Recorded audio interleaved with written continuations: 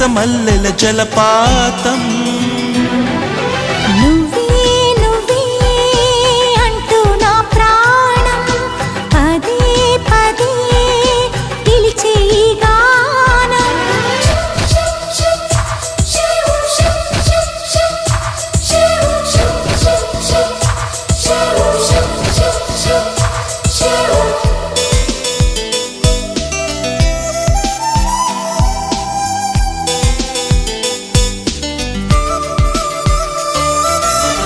తరువుకు వచ్చే తీయని భావం, ప్రేమో ఏమో ఎలా చెప్పడం.